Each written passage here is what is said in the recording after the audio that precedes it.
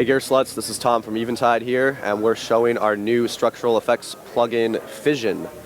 What we have here is the first in what we're calling a family of structural effects plugins. So what that means is we're actually breaking sound down into its transient and tonal elements and then applying processing to each of those audio streams separately.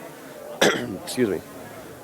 So as opposed to a traditional transient designer or a transient shaper, which uses dynamics or envelope following to kind of accentuate, pull up or down transients of a signal, we actually have a new patent pending algorithm that pulls these two components of the sound apart completely and then sums them back together perfectly with no artifacts. So if we just go ahead here and get into the plugin, this plugin really excels at doing some really neat sound design tasks. You can completely take the attacks out of notes. So for instance, I can turn a piano or a guitar into a bowed instrument. I can retune drums without affecting the snap and the smack of the stick hitting the head of the drum. So this structural split section here is the kind of the main meat and bones of this plugin. This controls the splitting algorithm itself.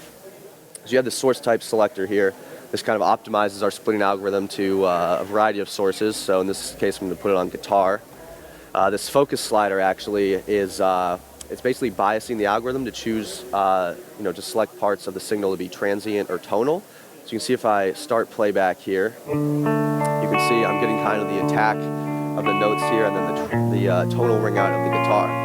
So if I take transient, take focus, push it all the way up to transient, you can see all the signals I'm going into transient, vice versa. Push all the tonal or somewhere up the middle. The smoothing, so the smoothing and trans decay controls basically affect how quickly the algorithm can switch a portion of the signal from being classified as transient or tonal. So it kind of limits how quickly they switch between the streams, which it's good for smoothing and removing artifacts. So you'll notice here, if I solo the transient channel of the guitar, you can kind of hear the plucking and the picking of the guitar there. And so if I actually turn trans decay up, what's happening is we're saying, okay, have a little more ring out before we go into the tonal channel. So you can see if I go up here, you start hearing a bit of the ring of the note in it. And what's really cool is when we switch this, we can just solo the tonal channel.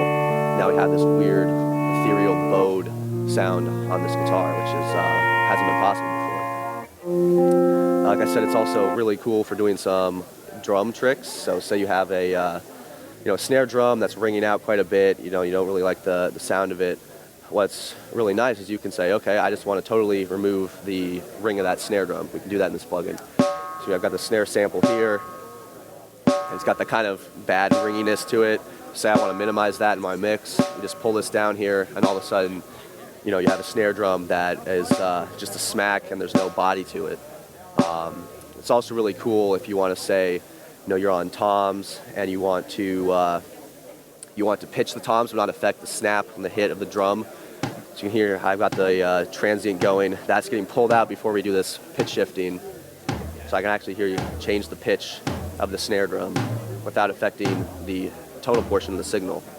So those are just a couple of the possibilities with this plugin. There's a whole variety of other things you can do. It's a multi-effects plugin, so there's 6 transient effects that you can choose from and 7 tonal effects, so you can apply some reverb, dynamics, delays, that type of thing. We've pulled some algorithms for some of our stomp boxes and rack units and put it in the plugin so you can apply, eventide effects to your transient and tonal portions.